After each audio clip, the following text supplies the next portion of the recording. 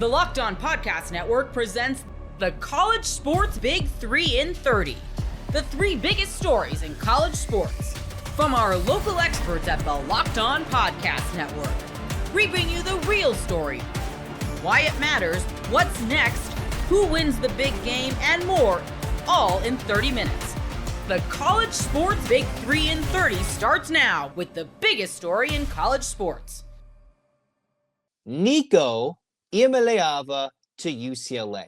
You are Locked On UCLA, your daily podcast on the UCLA Bruins. I've been trying my best to keep up with the latest twists and turns of this Nico saga. And after it was initially reported, Nico to UCLA, then I was like, well, now we're waiting. And now we're waiting a couple of more days. We'll finally hear on Easter Sunday, we get a report from Pete Thamel that Nico is going to be heading to UCLA. It's still not official, and if you know anything about this situation, you still have to reserve some sort of doubt. But in the end, Pete Thamel's reported it. I've seen on threes Pete Nakos be like, yep, it looks like what is Joey Aguilar going to do? But it's Pete Thamel of ESPN with this report that the UCLA staff has informed the team's current quarterbacks of the expected transfer of Tennessee quarterback Nico Iamaleava to UCLA. And this is what the rest of his post says. It shows that there's a key step between the discussions of UCLA and Nico, and that there's a formal decision expected to be in the near future. Okay, so that's what his official post says. They've told the team that their quarterback is most likely going to be Nico. All right, and what Pete Nakos of On 3 was talking about is that, hey, actually Joe Aguilar has been looking decent and pretty solid in spring practice with the new offensive coordinator, Tito Sunseri, which is fascinating because UCLA, if you're a fan that was there, if you've seen any coverage, if you saw the social media posts, the Bruins just had their Friday night showcase. They just showcased all their 7 quarterbacks. And now you're getting closer to the spring game. You're only a few weeks away. Just a couple more practices left in spring ball.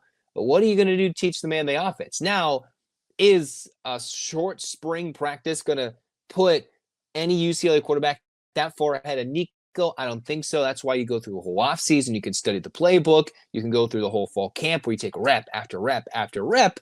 But here we are. This saga continues to UCLA. So whatever it is, Deshaun Foster decided with his staff, with the program, as a university as a whole, to go after this kid. They said this is a good opportunity, and we will take our chance on Nico. I've already been on the record about how the Bruins should avoid this situation. But if he's coming, you got to support the kid. I've seen Kirk Herbstreit back this kid. I've seen pretty good reports about Nico himself. Whether it's about his character, you can debate about the throws. I know the Tennessee fans are still in this like, okay, well, we don't like you. You know what it is. And I've been like, this situation's kind of a unique one, right? It's not often you get a quarterback of this caliber at a reduced rate, I would assume, because I've seen the reports of $1.75 million, which is less than what he got at Tennessee, versus, okay, it's the headache isn't necessarily Nico, it's the drama, it's the circus around him that UCLA has to be ready to deal with. And let's be honest, obviously UCLA, I love them, you'll love them if you're watching the show probably, or maybe you just want to make fun of me, whatever it is. We're passionate about this. But everybody is now going to have their eyes on this UCLA situation and hopefully bring some buzz, hopefully bring some energy. I'm not sure if that'll happen to the spring game, if he's going to come in right away and be eligible to do anything that way. But when they're playing Utah on that season opening game, I think some networks will be like, hey, let's get this one into a primetime slot and see what this kid does on opening night against a Utah team that last year was expected to be pretty good with Cam Rising. You just don't know. But hey, UCLA with Nico, this could be it will be a fascinating year. All right. Again, this is the Pete Thamel report that UCLA has gone to their quarterbacks, one of their $15 billion on their roster, including Joey Aguilar, saying, hey, Nico's coming to UCLA. All right.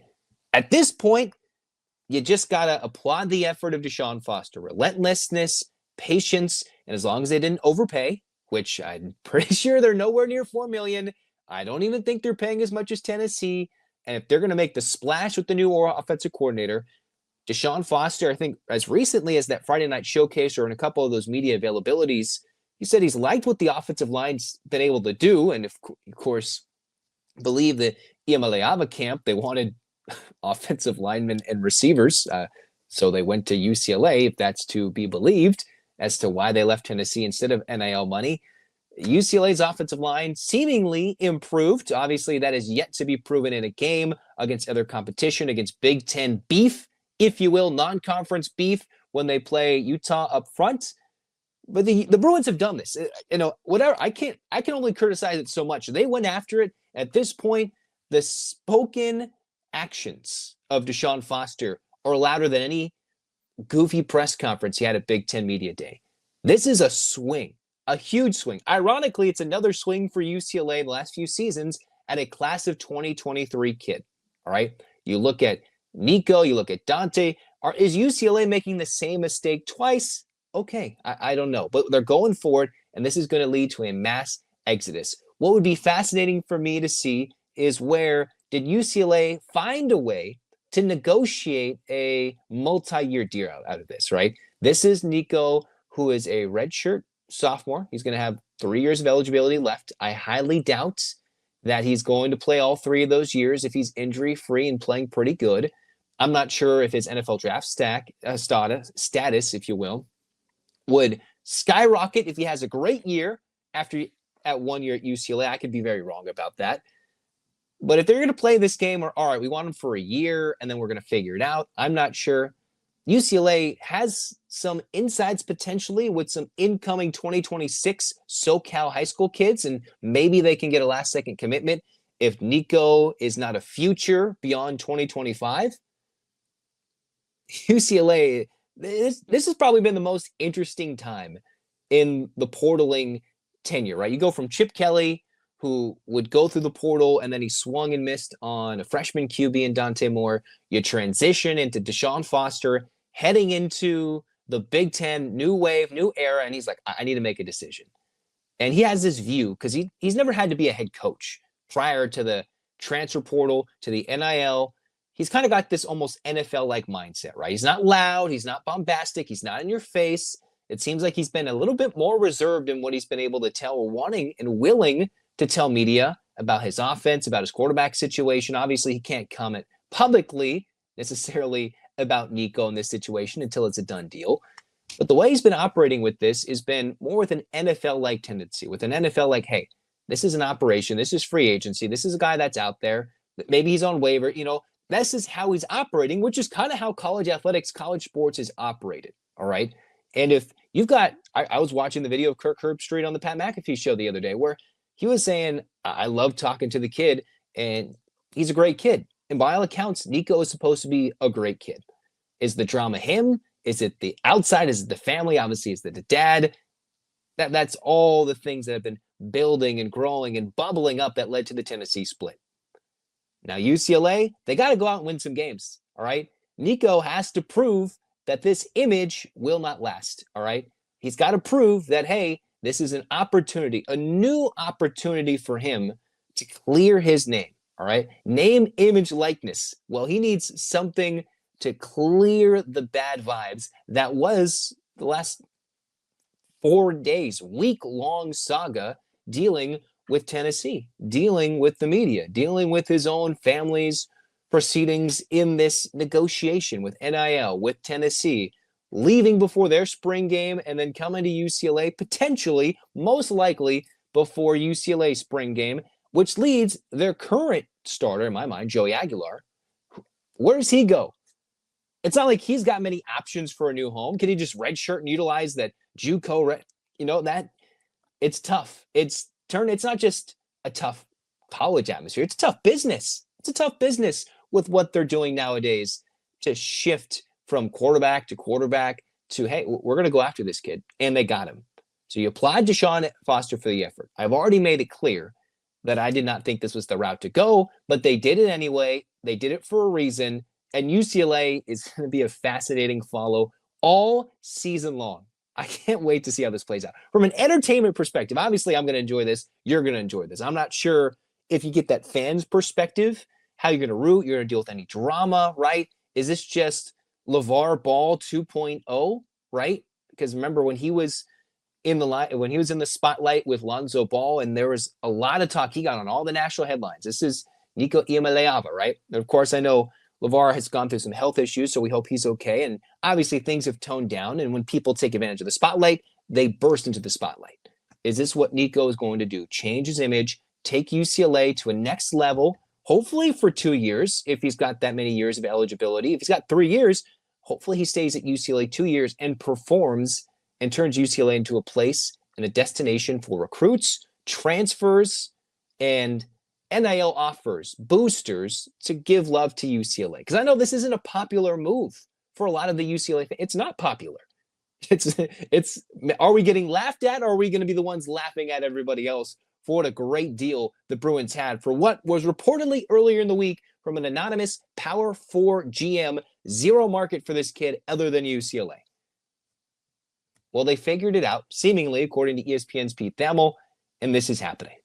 Now, don't get shocked if there's still some crazy twist that happens or something weird or wacky still ends this saga that we don't expect it. You have to expect the unexpected in this situation with the NIL, the portal. With this situation, you still have to expect maybe something. You got to keep your guard up. But it's happening, and the entertainment's only just begun. Only just. If you think it's ended, no. It is only just begun. So I hope you're here to follow all season long, because we're going to talk about it. It'll be fascinating. Is it even worth the drama? Is it worth the NIL money to cast away, to send off your extreme quarterback room with 6, 7 guys, the transfer you just brought in, a Joey Aguilar, right? UCLA went after this kid because Joey Aguilar is ranked near the bottom of an 18-team Big Ten in terms of starting quarterback preseason rankings. So they go and get Nico, a starter on a playoff team. That's an immediate upgrade. That's just, in my mind, it's not a fact. It's a subjective fact, but I'm going to say it's a subjective fact. It is an upgrade. Not to say anything bad about Aguilar. I feel bad for him too. But he's got to find a new home, most likely, unless he sticks it out and beats Nico, which would be another fascinating turn of events. We'll figure out how it all plays out, and this should be your home to comment, talk. Maybe it's not Locked On UCLA. Maybe it's Locked On Nico and all the drama. Who knows? But it'll be a fun year talking UCLA football because spring practice, it's going to be irrelevant until Nico arrives on campus. All right. Of course, there's a lot of defense, a lot of O-line work. But until Nico arrives on campus, spring practice will be irrelevant. And this is the story we will cover. Next on Locked On UCLA, next episode, I'm going to talk about that story that Ben Bolch wrote talking to Adai Mara. Right? It's a fascinating insight to Adai's version of the story. All right. If you're thinking about how UCLA football, they had their own version of the Adai Mara Nico thing, right? In college basketball, they had that same scenario at a much lesser scale, very divisive stories going around. And Adai shared his story with the LA Times. So we will talk about that in the next episode and kind of share that perspective. I've given one perspective. We'll give the other perspective in the next Locked On UCLA episode. And any Nico updates, you should come to Locked On UCLA. We'll react, we'll laugh, we'll cry. We'll sit there and be like, well, they did it anyway, despite all the red flags. And now we get to enjoy it for what it is. A new UCLA quarterback, a 5-star quarterback in the portal, which leads to a lot of entertainment heading into the 2025 season. Did you know your Fire TV is also an Xbox? Turn any TV into your gaming and entertainment hub with Fire TV Stick 4K devices. No console required. Just grab your paired controller, subscribe, or sign into Xbox Game Pass Ultimate with EA Play included, and you're ready to play. Dive into hundreds of premium titles from EA Sports College Football 25 to Call of Duty Black Ops 6 and Avowed as easily as you stream your favorite shows. It's gaming made simple, and it's all on your Fire TV. Play high-quality Xbox games at a fraction of the cost of a console. Already have a console? A Fire TV Stick 4K device is more affordable and easier to travel with, allowing you to take you or your kids' games wherever you plug in. Head to Amazon.com/Fire TV Locked On to get started. Xbox Game Pass Ultimate subscription and compatible controller required. Available on select devices, including Fire TV Stick 4K, 2nd Gen, Fire TV Stick 4K Max, 1st and 2nd Gen, and Fire TV Cube, 3rd Gen.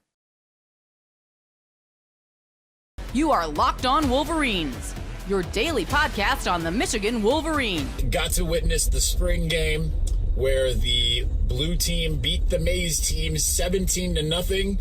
The Wink Martindale-led Maize team. So what that tells you, number one, is that the offense is better on at least the half squad, the blue team. It's better than Ohio State and Alabama because Wink held them to 10 and 13 points respectively. I joke, don't get mad, Buckeyes and Crimson Tide fans. It is what we call humor, and well, it's not funny. Well, I don't care what you think as far as that's concerned. Anyway, definitely did not kind of see what I had expected to see, having talked to one of the coaches before the game.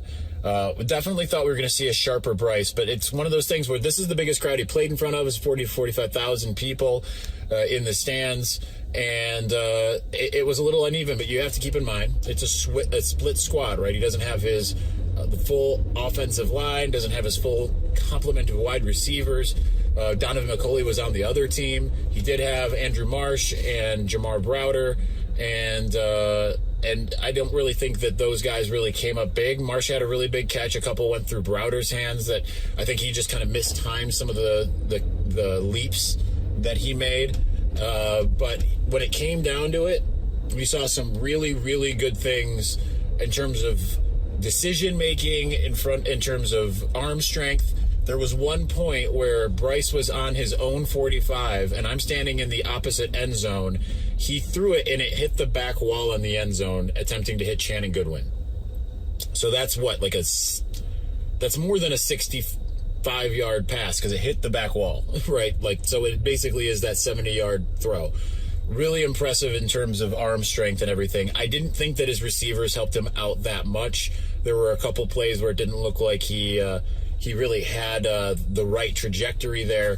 But overall, you could kind of really see exactly what I saw from him in high school. Just a different type of deal, going up against a much more difficult defense to go up against.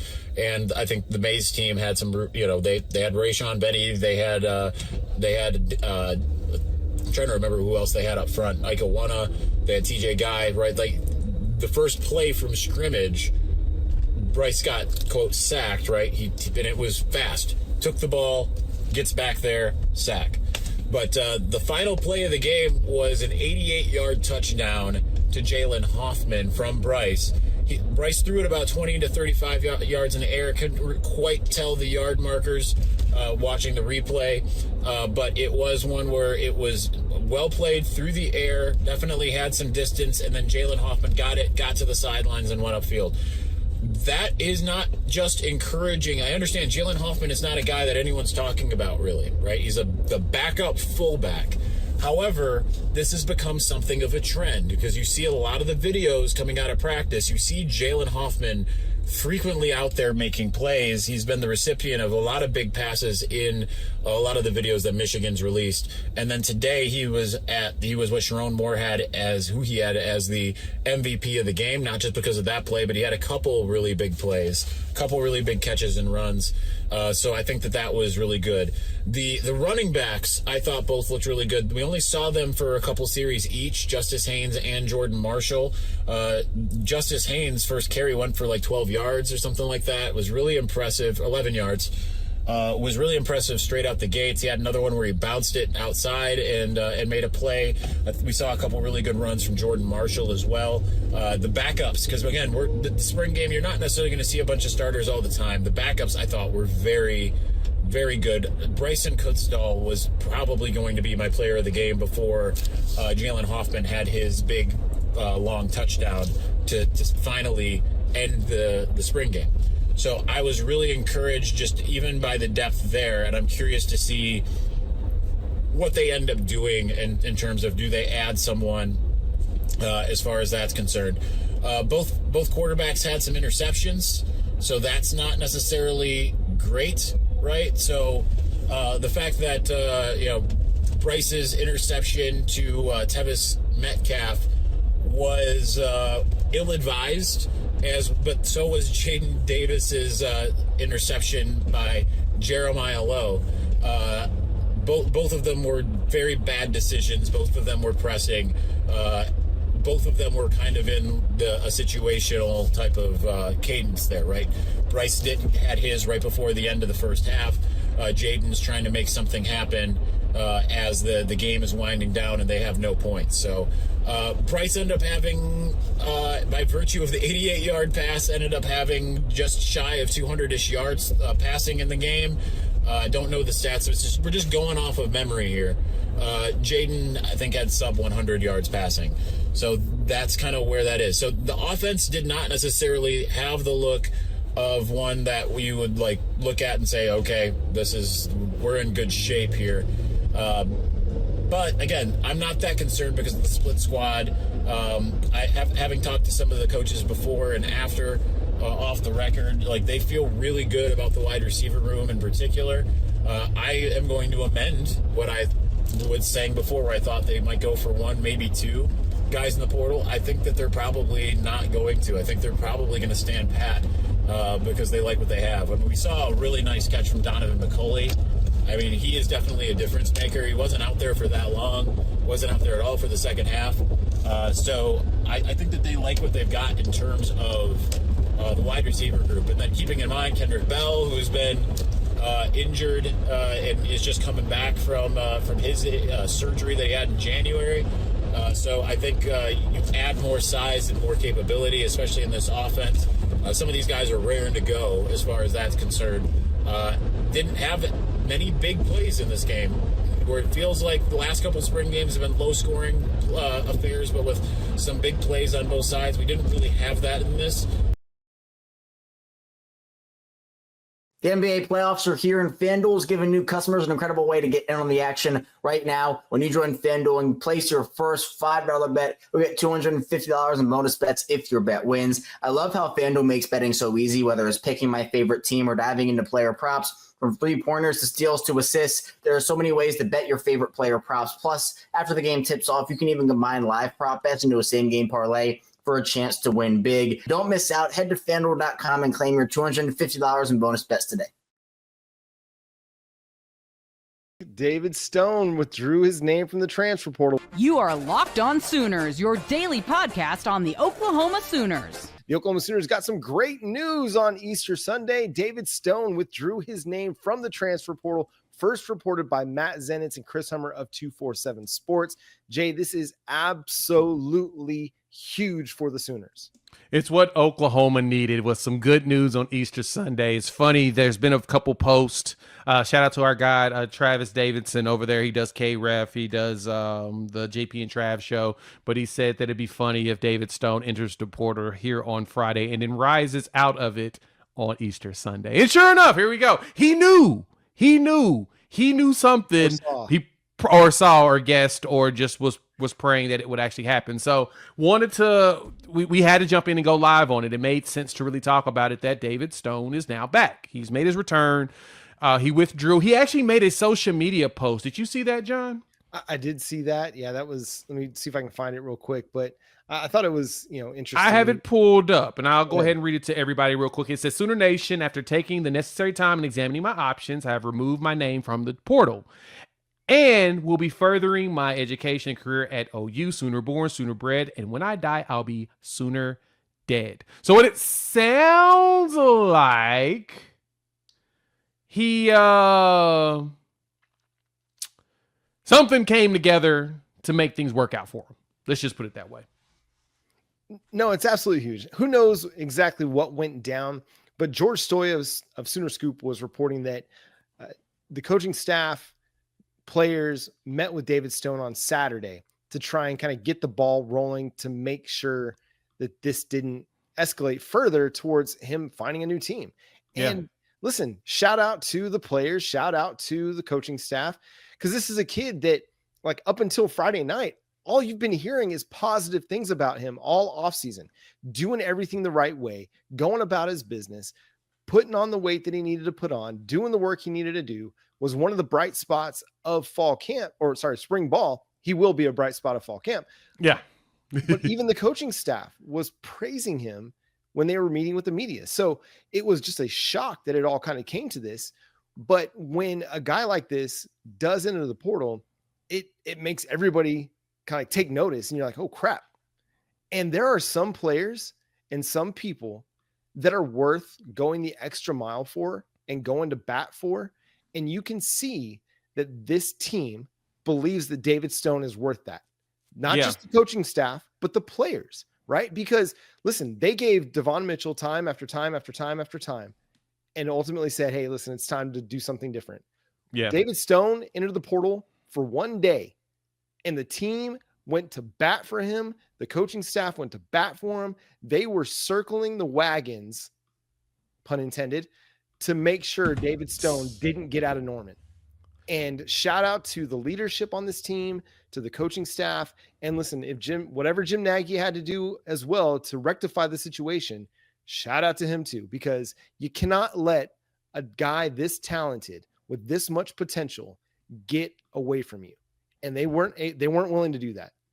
Yeah, they were willing to fight for him. And I mentioned that too when we talked about it on Friday, that David Stone's beloved, and he's one player you don't want to lose. David Stone is projected and has the potential to have a massive 2025 that will propel him to lead things on the 2026. He was a critical component of our two deep right now, as in he was right behind Dominic Williams. So I wasn't trying to minimize him. He was critical. He's an important, and it was sad to see him go. You still got three guys, and what that would have happened if David Stone did leave, you would have been out having to search for another player to prepare for 26. Not for 25, but for truly 26. Now, granted, it's a good chance that David Stone shows up and shows out for 25 and becomes a massive piece, him and Dominic Williams with Jaden Jackson, Grayson Halton, that four-headed monster becomes a big play for our defensive line, especially if they're too deep. Interior-wise, man, we may have one of the best in the country. We're up there top 5 at minimum. Halton is considered top 20, top 120 in the country from CBS. We talked about in one of the other episodes not too long ago. We all know that Dominic Williams contributes in a great way, and Jaden Jackson's a freshman All-American. And so now Stoney has that chance to jump. And so to me, it's you saw Nagy put out a emoji of the smiley face with the shades, Mr. Cool. So obviously he had a component in this, and they probably sat down, had the discussion afterwards when, David decided he wanted to look around and see what options were available. And they probably talked through and be like, look, your teammates going back for you. The culture is there. Everyone loves you. Plus, like I said, he's beloved as just a human being. Like, I've heard nothing but great things about him from people in the community. I've heard great things from players I've talked to. Everyone loves the kid. So the best part is now the staff and everybody was able to get the deal sold. So again, like you said, John, certain players are definitely worth the fight for. I know Nagy does not want to have a situation where everybody enters the portal to fight for more money. I don't know if this was a more money situation. Josh Newberry on his show, The Inside Scoop, Pete Nakos jumped on there. And Pete Nakos talked about the situation literally an hour and a half before the graphic drop that he was coming back. And he basically said David Stone's situation was more external than internal. We have done a good job of not really talking about that part. I have strayed away from anything external outside of play on the football field. And because that started to become reported publicly, they must have figured out something to help him on the external side. So if that's the case, I'm happy and glad that they were able to figure things out and help with a solution going forward. This is just one of those guys. Like I said, he's worth the fight. Yeah, I know, you didn't get a whole lot out of him as a true freshman. And I've said it and I'll say it again. Defensive tackle is a difficult position to transition from high school to college, from college to the NFL. It's just one of those positions that is difficult to make that transition. The dude is going to be one of the best in the country at some point in his Oklahoma career. And that's a guy that you continue to develop. You continue to build your defense around because he's going to be that good. It's a different situation than what I think Tennessee had with Nico Iamaleava. It's not the same situation. It's not the same circumstance. One, whatever David Stone's NIL package deal is, I don't know what it is. It's not close to what Nico was getting. And then Nico is out there trying to ask for more after an average season. Yep. This wasn't that situation at all. Not the same. And David Stone, you want to develop the player. You want to continue to build and mold him into what he can be. And so for the program, players, coaches, front office people, to rectify this situation before it got any further, to me, it shows a lot. Like, hey, you're not happy? Something's up? Let's figure this out together. And shout out to David Stone for being willing to listen too, right? Because we talk about it. Yeah. We had a situation in a circumstance similar to this after the 2023 season with a true freshman offensive lineman who wasn't happy, didn't like what his circumstances were, and ghosted everybody. Everybody. Talk to my dad. Go talk to my dad.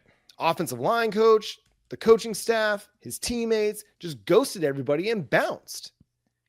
But David Stone kept his eyes and his ears open. He kept a clear eyes and a full heart because he wanted to be at Oklahoma. You could tell. To me, that was never in question. From his recruiting, from joining the Sooners when he finally committed, it was clear he wanted to be at Oklahoma. And now he gets to stay at Oklahoma. So shout out to everybody that's involved, including David Stone. There's a lot. We all have a lot of emotions. I'm an emotional person too.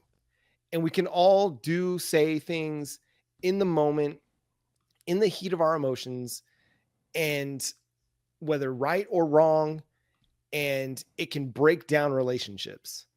Yeah, but do me a favor, delete them tweets. Yeah. David Stone showed a lot of maturity